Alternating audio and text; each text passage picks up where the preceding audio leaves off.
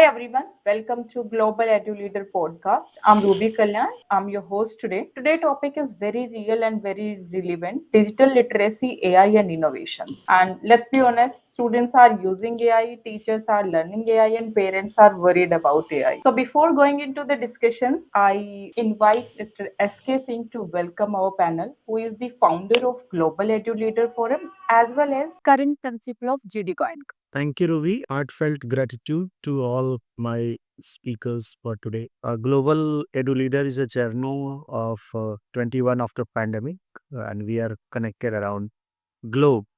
And we have been doing few projects with Brazil continuous for 3 years. So good news is we have got recognition of UN on the topic education and sustainability. So after pandemic, we had 3 international conferences in Brazil, and this is our first trial to India to take this journey forward. Tagline of Global Edu Leader Forum is connecting head to heart. So that's why there is no script on top. Talk with your experience. And Global Edu Leader is not going to be owned by someone. It's yours, it's mine, it's Ruby's. So it is a voluntary organization which create a platform where educators come and share their experience. So on behalf of Global Edu Leader Forum, and I think Ruby, I say I'm the family member, I'm not a founder. It was a gift of Corona period time. Something is started and it's moving up. So each one of you are the owner of the Global Edu Leader Forum. Forum is just a beautiful bouquet of beautiful people, those who are connecting head to heart. So once again, welcome and over to you. Thank you so much, sir. From my side also, it's welcome Jyoti ma'am, welcome Meeta ma'am, welcome Ekta ma'am. So in place of any script, let's go like what is happening in the real life, because the motto of this podcast is, even we are, I'm very happy to share that we are getting very positive response from the educator side, that what we are doing through the podcast, we are giving a lots of learnings or the takeaways from different schools so that we can implement in the other schools as well. So let's start with the real life. Let's suppose a child use ChatGPT for homework. A teacher wonders whether if it is the learning is happening, or a parents feel confused. So what should really schools do? First, I want to ask Jyoti ma'am, like in such kind of situations, how you handle the thing. Namaste, everyone. Yeah, so I think in today's time when AI is everywhere, I mean, it's a reality and we cannot shy away from that. So it's there. Now it's on us how we use it responsibly. And secondly, I feel that the roles and responsibilities of the teacher and the family and parents has not gone anywhere. So if a child is doing homework, definitely there has to be some supervision, some help from parent side. If ChatGPT is being used, then definitely, there has to be some kind of a check on that, because see, AI is artificial intelligence. Till the time human intelligence is not combined with it, till the time the child is not thinking, till the time the child is not using his or her own creativity, then it's going to not be effective at all. So I feel the role of a parent and a teacher is paramount here to ensure that the child uses the technology, but at the same time also is using the creativity that the child has, or thinking, making right decisions, balancing it out. It's a new skill that a person needs to learn in today's world. So, yes, it can't be said no to, but definitely a balanced approach has to be followed. Thank you, ma'am, and that's very clear. Now I want to go with Meeta, ma'am. So, ma'am, what is one situation in your school where technology helped and where it created a problem? Yeah, first of all, a very good evening to all the co-panelists, and thank you for providing this opportunity to speak on this platform. So I'm a technology person and I'm all for technology. So I think that even if kids are using AI, it is the new normal. And yeah, and rightly said by Jyoti ma'am that it depends on the mentors or the guides to teachers to guide them properly, that how they can use this technology in a very responsible manner. Talking about my school, like in my school, I want to discuss a situation with you. Like we are an inclusive school where 100% inclusion is implemented in classrooms. And there is a Prerna wing where around 150 like learning children with learning disabilities are studying. So we are using AI platforms to teach them, and it is proving to be very beneficial for them. Like we are using intelligent tutoring systems, especially effective tutoring systems, to teach them mathematics and for their language enhancements. So ever since I have started implemented it in my school, so I'm seeing a like quantum jump in their learning, because they, in the effective tutoring systems, the artificial intelligence character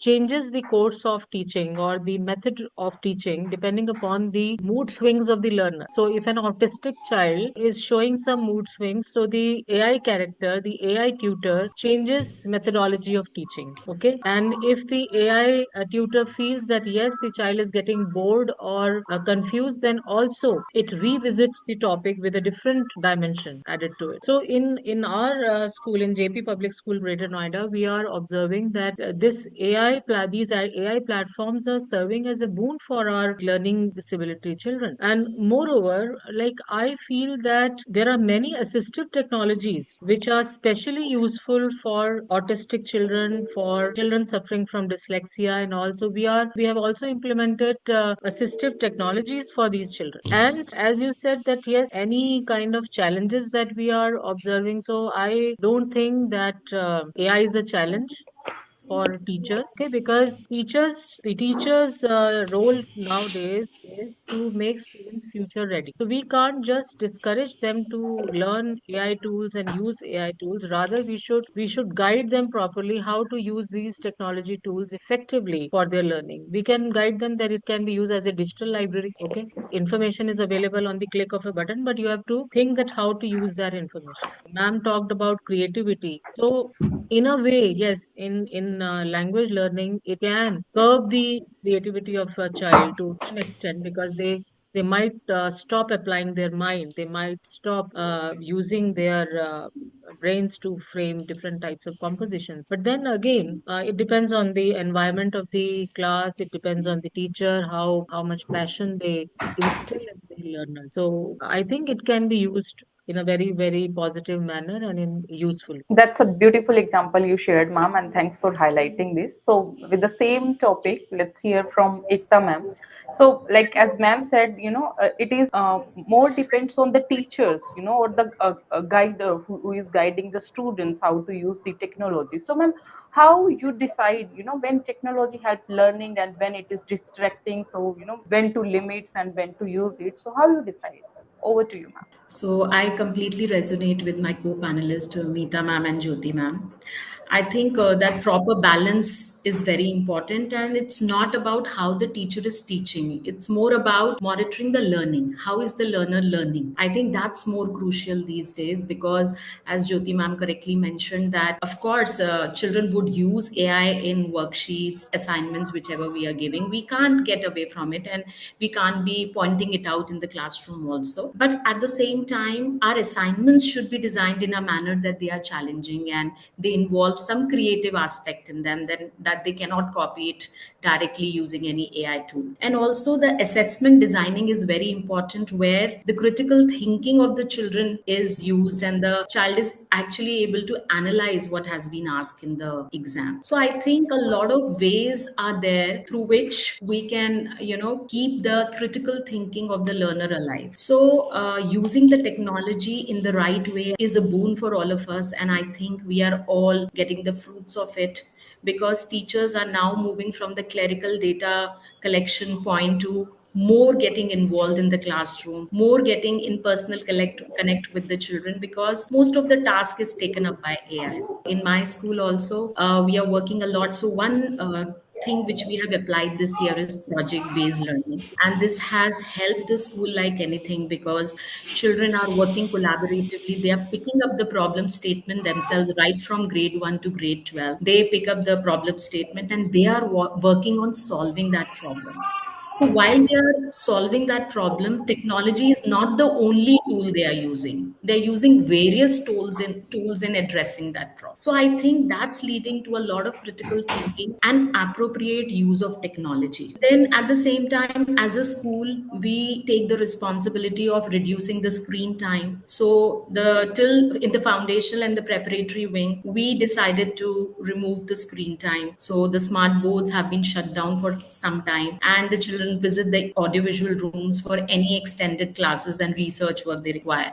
So we also have the Chromebooks, which are distributed to the children for doing the research work while they are doing the project based learning, rather than giving a dedicated time to the teacher to use those digital tools in the classroom. So I think that ways the school is progressing towards maintaining that balance which you were talking about. So I think those minor projects which are leading to a lot of critical thinking is the way ahead. And I think that's going to enrich the learning journey for the children. Those are very good point, ma'am. Thank you so much. So to continue with the same topic, now the next I would like to ask from Jyoti ma'am. So, ma'am, as ma'am said, there is a screen limits also there. So how you explain this screen limit to the parent? The same learning should go into the home as well. So to the parents, how we can, as a school, how we can explain that? Yeah, so I think my co-panelist Ekta ma'am, Meeta ma'am would agree with me, because that's one thing that parents will always come to you with, that thing that, how do we curb down the screen time? And at the same time, you will see the child sitting beside them and using the phone, being engaged in that if it's a younger child. So we have various sessions that we conduct for them time to time. And,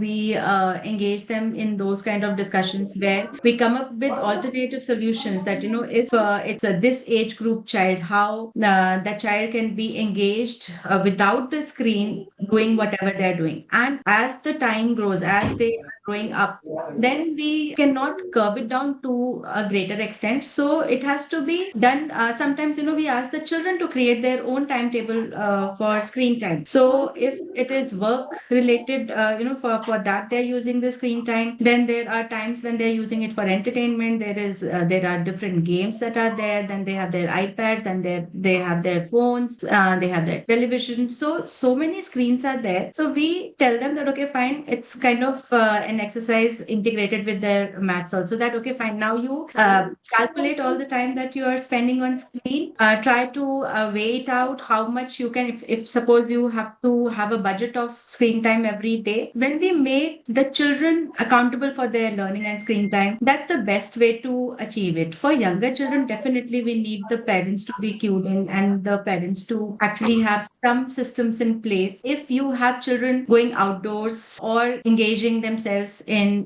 block games, or other kinds of activities where they are having hands-on experiences, that's something that we encourage. We have workshops for parents where we help them to understand how these activities they can conduct at home. They can sit with their child, what all they can do without the screen. Then also encouraging them that sometimes you should have no screen zones and no screen time in your family. Parents only shared in one of the workshops that, we have a system where we all have to deposit our phones in at one place before we all sit for eating. So it was a beautiful example. So we do share all these things with them, and sometimes parents only come up with very great examples. Along with that, 20-20-20 rule, where we teach the children they can have 20 minutes of screen time, and then to that they should take a break for 20 seconds or whatever, look beyond something. We can always talk to the children, talk to the parents, share ideas, and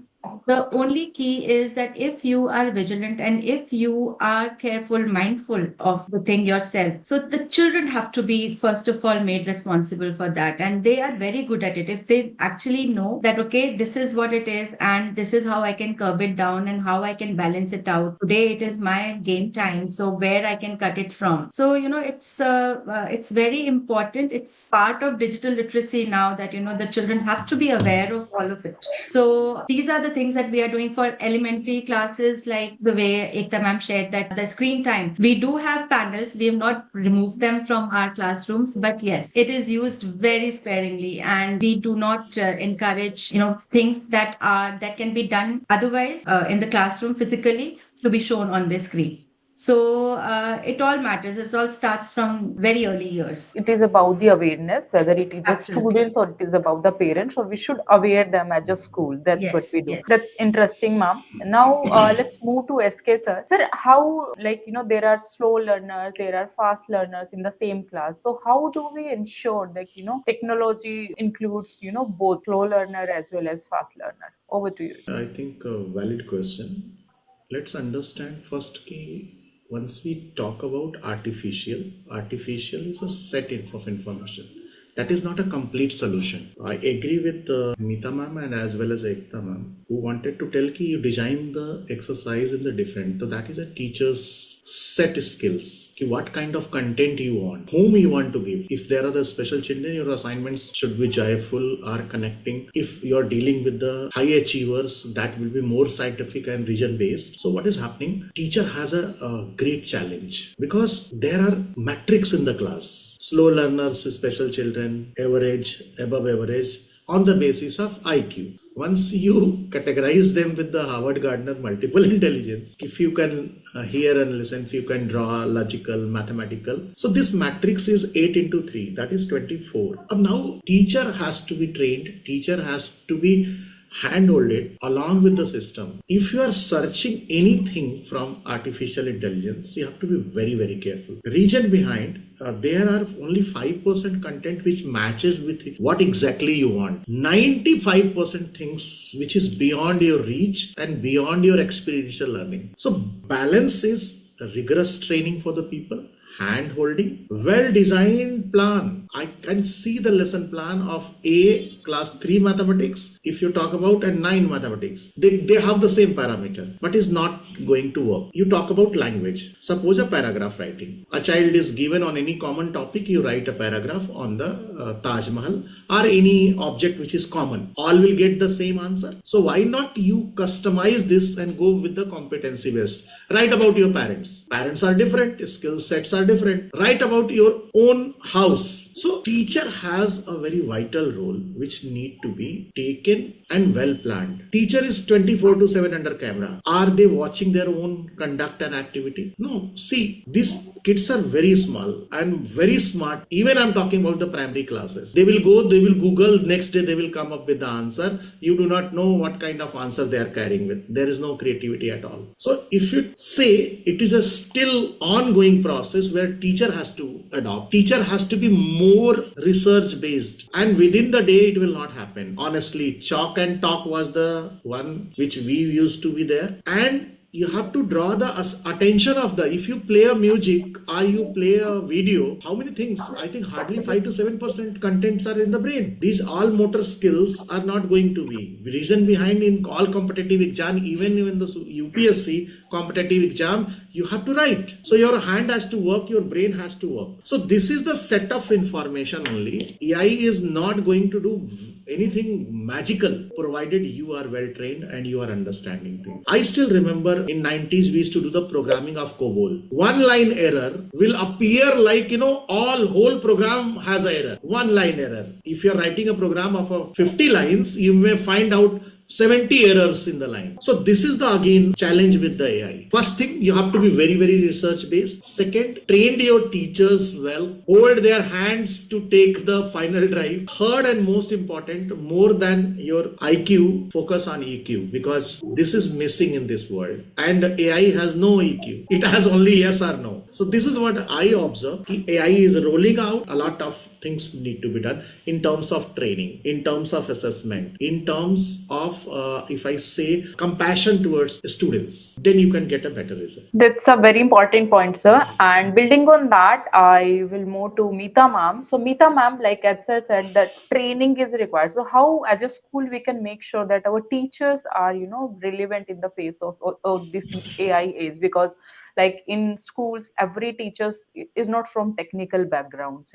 So how we can make sure that our teachers are well trained and they are relevant in today's AI? See, as far as teaching is concerned, teaching is an art, okay? And a teacher has to be very original while teaching. They cannot use AI tools to deliver their content effectively. Okay, of course, they can use some tools of AI to make their lesson more effective or more entertaining. For example, we teach our teachers to use augmented reality, okay, and show some objects in the class to children which normally they cannot be shown otherwise. Okay, like they can create an elephant in the class, they can create a lion in the class. Okay, that is all. Like teaching is an art and cannot be replaced by AI. Yes, AI can be used as a tool to make certain audiovisual presentations during the lesson. Talking about training teachers, we train teachers to use certain AI tools for reducing the clerical work.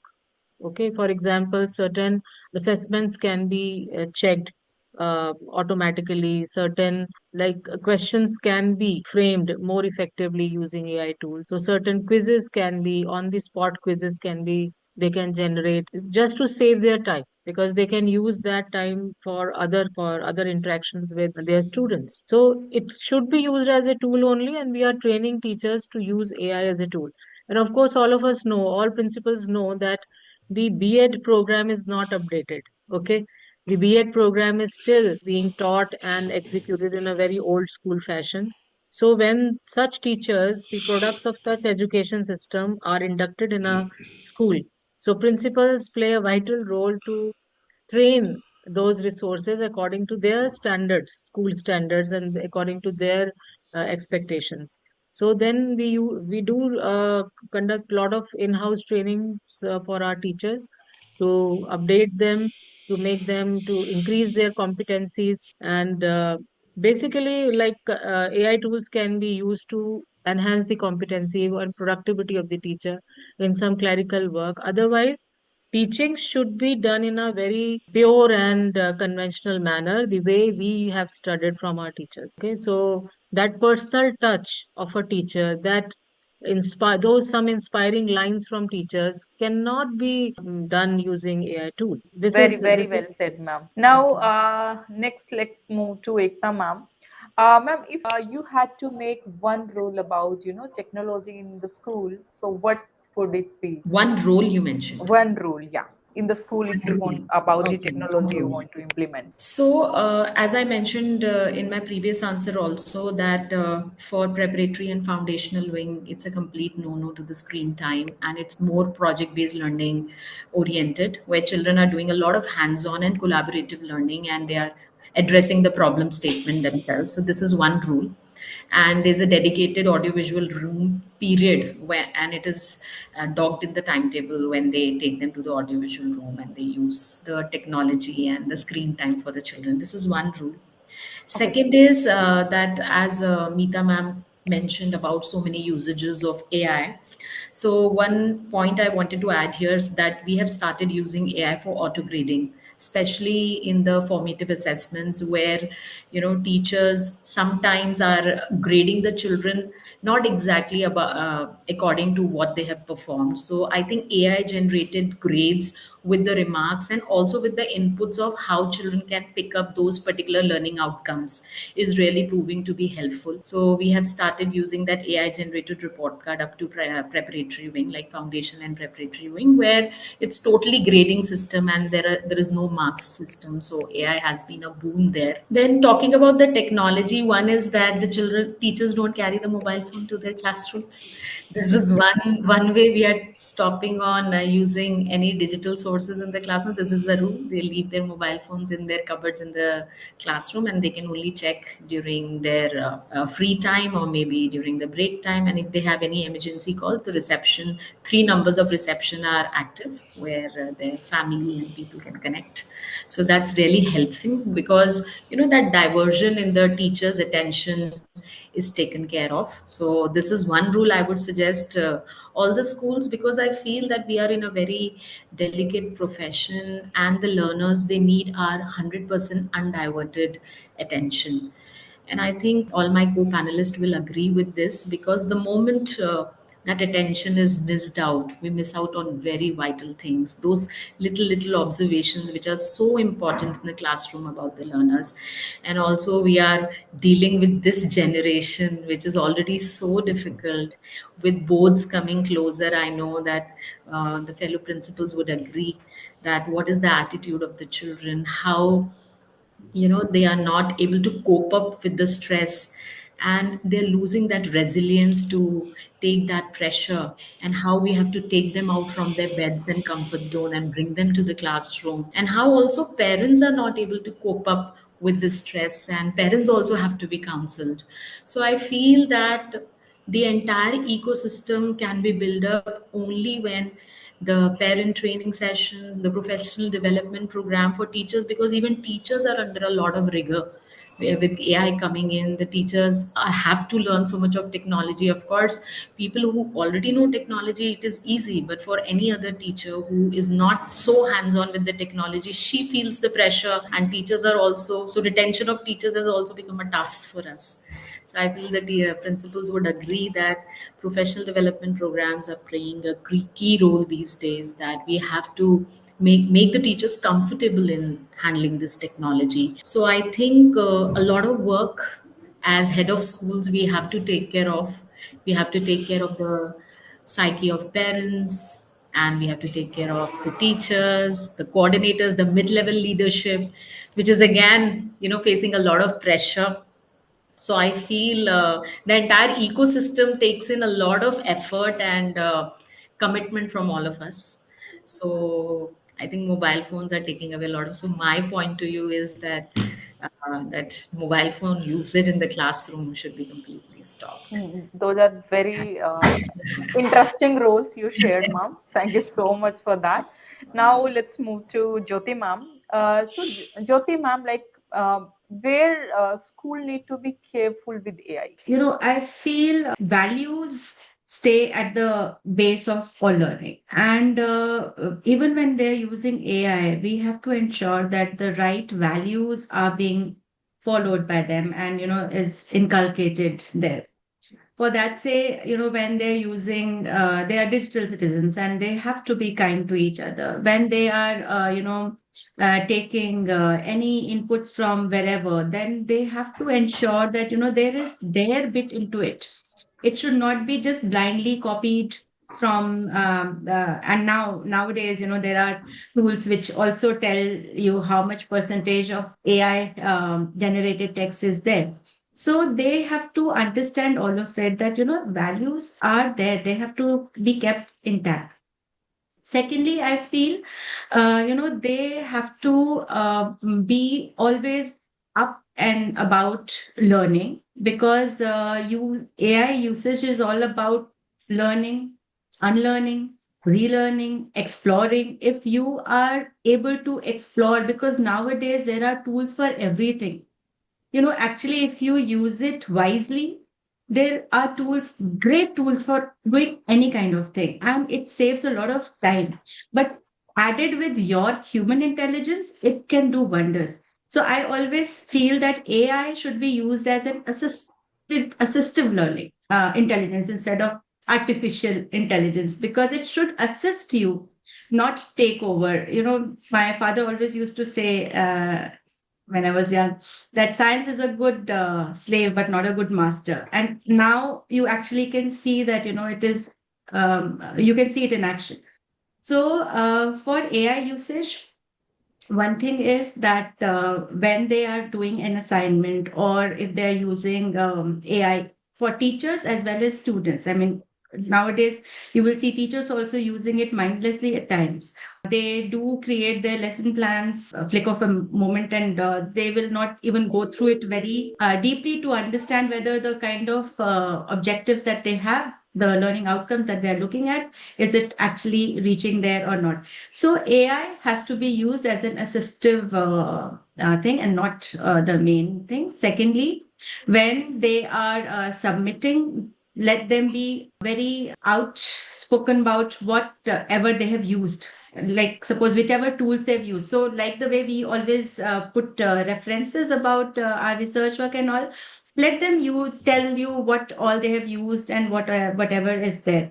So I feel that if they're using AI, they should just use it wisely and by following the values that we follow otherwise in our real lives. Great points, ma'am. Thank you so much. Now, Mita, ma'am, as you are a technology person, we talk about digital literacy, we talk about AI. Now, like about innovations, many schools think that innovation means those expensive technologies. So, what are your take on that? Yeah, I feel that innovation is a sort of temperament. Okay, as we know that it is the highest level of cognition. So it is not necessary that when we talk about innovation, we are only talking about the STEM projects and we are only talking about scientific innovation. Innovation may be like instilled, or innovation may be encouraged in any subject. It may be encouraged in languages, it may be encouraged in social science. It all depends upon the school head and the teachers, that what kind of like culture they develop in their school, what kind of temperament they develop in their students regarding innovation.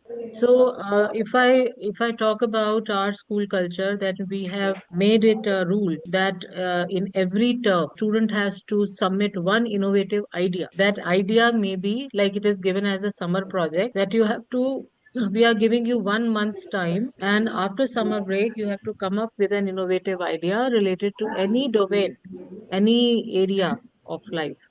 Okay. So, like one student came up with an idea that the taps in the school for hand wash, or the hand wash points, can be elevated or slanting rather than straight pipe, so that children of each age group can drink water or wash their hands comfortably. Okay. So it is just to instill or just to encourage them to think out of the box. Ever since we have started this this culture in our school, I have seen that we are able to channelize their energies in a very constructive manner. In the Youth Ideathon 2023 onward, our school was one of the top schools, like which submitted ideas to IIT Delhi, and we were conferred with the title of School of Innovation. So this is the this is a very good way of like reducing their screen time. Okay, diverting their attention towards other things. We have made it mandatory that they have to they have to choose one sports club and one skill club. When they have to choose one skill club, so then they are diverted towards learning a skill in a very focused manner. That is also deviating their or diverting them towards constructive pursuits. Innovation is a culture which teachers and principal can develop in their school, and we are encouraging them to come up with innovative ideas of language learning, with innovative ideas of presentation, innovative ideas of display board presentations. Okay.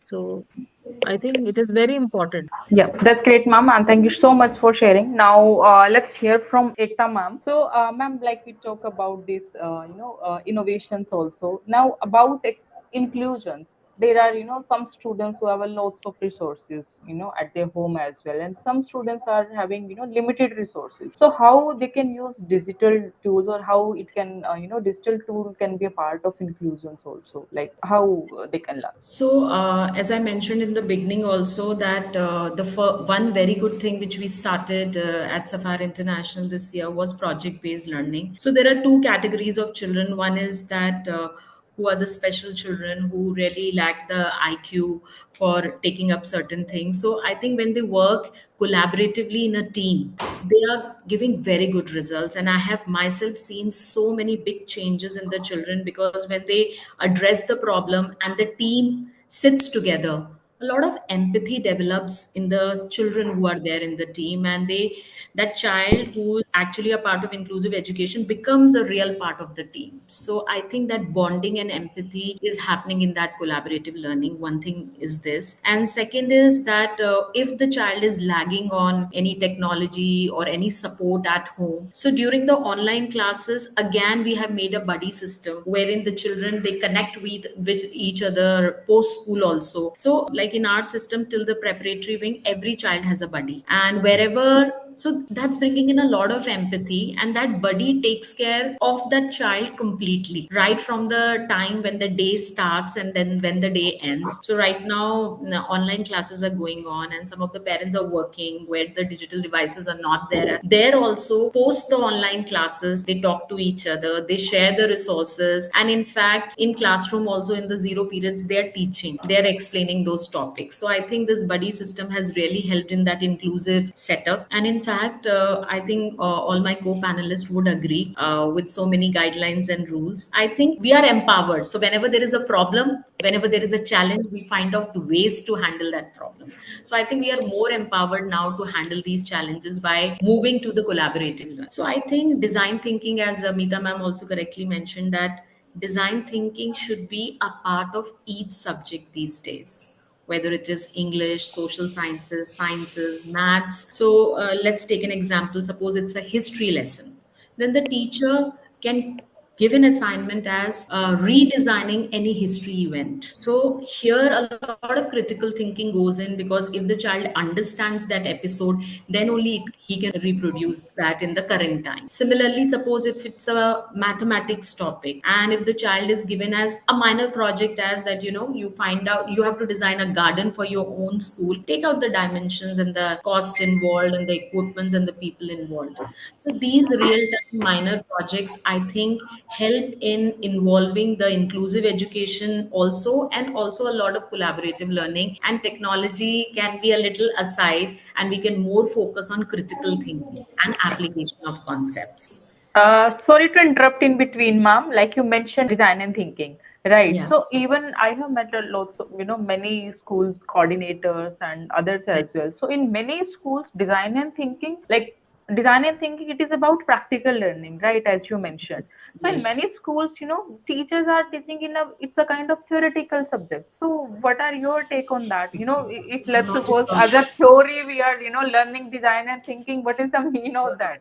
So design thinking is an approach towards the style of teaching. So approach in the manner that, say for example, I told you about project based learning. You pick up a problem statement and you solve it. So picking up a problem statement, that means the ideal, which ma'am Meeta ma'am just not mentioned, that they give it as a summer holiday homework and children come up with a new idea. Now coming up with the idea is one thing, but bringing that imagination and idea into a tangible thing is another. So the entire process of converting that imagination into real time prototype or maybe some result is design thinking. So design thinking is a completely hands on experience for the children, where children only identify the problem, they only think of an innovative topic, and then that is known as ideation. Then after ideation, there are lot of experimentation which the child does. He does his own observation tables, and finally the child prototypes, and then he tests it on wherever.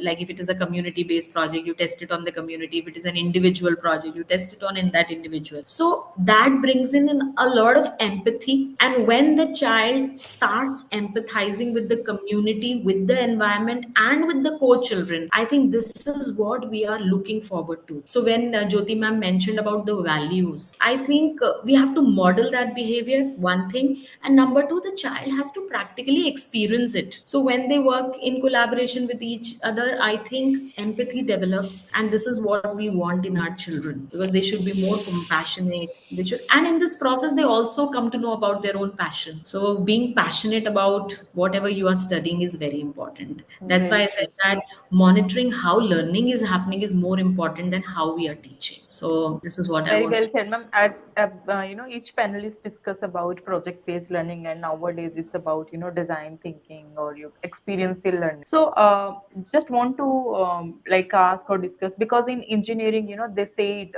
idea lab, as you mentioned, the Yes. that imagination starts from that idea, and in schools nowadays, it's saying like design and thinking lab. So, what is the role of these skill labs in the schools about this project-based learning, or about their creativities, or Right. how they are in place of that, theoretically just they are learning and they are making on a paper. If they are something they are doing hands-on, so what is the role of this skill or design thinking lab in the school? So this is a very valid question, because that idea will never develop into a prototype until and unless we help the children with the right technology or right experimentation. So these labs are providing the platform. Say, for example, if the child wants to design a machinery, say for example an IoT project or robotics or drone, so if they do not get the right lab to do those connections, to try hands on, to create their prototype and then test it, then there's no point of that idea. Yeah, So it is we more are, like, learning driving just from the yeah, books in place yeah. of doing the practice. So all the schools these days have STEM labs, and Carpentry also. courtesy government, most of the schools have ATL labs. And now when you mentioned Idea Labs, so I have experienced an Idea Lab myself as a teacher. So I would like to mention here. So it was, I think, 7, 8 years back when we teachers created one prototype, which was a teaching aid for hearing disabled children. So we applied for a competition, which was by ministry. And then we got a chance to present that idea, and we stayed in the campus of Panipat Engineering College. They have their own idea lab, so we Good. stayed Fine. there, yeah, and we whole night we worked in that idea lab to bring that imagination to prototype. So, there were technicians who helped us create those plates, those connections, and then finally convert our idea into a prototype. And I really gave it to some school where hearing impaired children were there. So it's an NGO in Ghaziabad. So I offered that product to them, and she was so happy. And then after that, we created around 20 copies of that product, and the children are still using it. So this is how the Idea Labs help you convert your imagination into real-time project. So I think this is what we are training our children for, because that brings in not only the scientific temper, but also a lot of creativity in the children, original thinking, which no AI can provide. So what your question? Converting your imagination into real To the time. complete prototype. Yeah. Yes, the real, yeah. So this is how Uh, PBLs are helping a lot. and nowadays these concepts are in the schools as well. The same idea lab Definitely. is just, the different stations they are making and Yeah. students are working Yeah. on that. Yeah. So Jyoti ma'am, is there like add on the same thing like as Ekta ma'am said? So just want to understand, like listen your perspective on the same. I was just observing Ekta ma'am talk and the excitement and the happiness on her face when she was talking about her own creation and how she could create the prototype using the Idea Lab. That's what the beauty of technology is, when you can make your imagination tangible. When whatever is there in your mind, you can make it, turn it into something tangible. Recently my students were designing things, and for their project they 3D printed some of the objects, they, for whatever they wanted to use. Earlier they had options of using thermocol. We have stopped using because of environmental issues. Now cardboard is something that has its own flaws, that so now 3D printing gives them that scope of building something, printing something in house, whatever design they want to make. So I feel these skill labs are magical. When you go in any of these skill labs, at all times there is a buzz there. There the children are all collaboratively working on stuff, and putting their thought into action, discussions, and designing and putting the components together. So I think that's one thing that I feel has really brought the best out of technology for schools. So, and now with STEAM, the art getting added to that, I think it's become even better.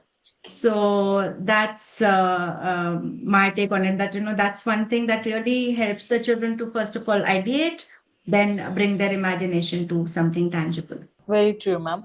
Now, my last questions to each panelist, and I want the answer just in one line, ma'am, so that when the shorts also go individually for each panelist, it should be clear and crystal if someone is listening that. So that one line answer I want from your side. Let's start with SK sir this time. If any school wants to become digitally ready starting from next month, so what is the one simple step they should take? See, we are talking about no in the 90s, 89. Rajiv Gandhi came up with the digital platform computers. I still remember monochrome and green. So that time imagination was entirely different. After pandemic, what new thing has come up? Everything is on, like, not laptop, on palm top, in your hand. You're carrying whole world in a hand. So it's just effort to connect to the right people. If I say you have everything with you, only to approach, it's not sympathy, it's empathy, as it was rightly said. It's not just preparation, it's a matter of practice. And last but not the least, if I say, once you focus for only preparation, not required, you participate, how to face the failure, build up again, go ahead. This is what the challenge is. Right effort in the right direction at the right time. Thought process into practice. Okay, thank you so much, sir. Now let's hear from Mita ma'am. Mita ma'am, one step from your end, because when there will be, lots of example for same thing, it is going to help. So one step any school can take if they want to be digitally ready from the next month, and they have 1 month of time. So one step what they can take, they will be fully digitally ready. So, first thing is, I would say to empower minds so that they can navigate technology. Infrastructure can be arranged. Okay, it is not a big thing. But empowering students, teachers to navigate that technology, preparing them for that shift is the required preparation for a school if they have to shift to a complete digital environment from next month. My last closing line is that empower minds so that they can navigate technology in the right way. Thank you so much, ma'am. Now let's twist the same question in a different way for Ekta, ma'am. So let's suppose, ma'am, any schools, they are, talking about digital design and thinking. They are talking about digital literacy, but at the ground level, not having any, apart from the computer lab, there is no lab in the school. So what is the one step they should take in that? So, digital literacy is not about using devices. According to me, digital literacy is helping the students think critically. They should be able to evaluate information. They should be able to collaborate responsibly and create meaning in using technology. So, I think this is what I would suggest that team of teachers to do. Thank you so much, ma'am. Now let's hear from Jyoti, ma'am. So, what is the simple step any school can take to be more digitally, digitally ready? Yeah, so I feel that, the teachers and students, first thing is that they should feel confident about exploring. If you are ready to learn, if you have that mindset of learning new things, because the moment there is a mental block about this is not my cup of tea, or this is not, I have always done it this way and I cannot do it some other way, I don't feel comfortable, I don't feel confident, that is something that needs to be worked upon first of all before, as my fellow panelist also said, that it's not the devices, it is the mindset and the thought process, the ability to learn and go ahead, explore. So I feel that is something that requires to be built first. And then whatever comes your way, if you are ready to learn and if you have that explorative capacity, you can just explore it and use it in the best possible. Thank you, ma'am. Thank you so much, and thank you. It was a wonderful discussion.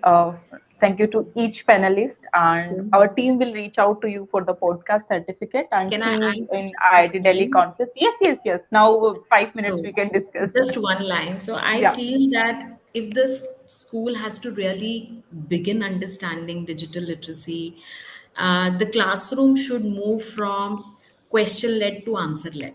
I mean, from the teacher led to student led. Students. I think that's most important because as teachers, we are used to speaking a lot, explaining a lot, and giving lesser chances. But I think these days, a lot of speaking is not required in the classroom. We should allow the learners to speak and express themselves. I think that's very important. So, from teacher led to student led classrooms should be the approach. Yes, very true, ma'am. Thank you so I, much. a great Thank compliment you. to you, Ruby. Today, level of the discussion has gone very high, and I'm extremely happy. Reason behind, there was nothing from here and there. Talk was to the point. And my gratitude to Jyoti ma'am, Ekta ma'am, and Meeta ma'am. It's amazing experience for me to be, just somewhere right buzz, right time, and this sound is going to affect a lot of people around this globe, not to India. Thank you, Cynthia. Thank you. Thank you so Thank you much. so Thanks for much. having us. Thank It you. Yeah. was a pleasure Thank being you, a part ma'am. of this Thank you, forum. Ruby. Thank you so Thank much. Thank you, ma'am. you. Lovely Thank meeting you you. all. Thanks a lot. Okay. Thank you. Thanks.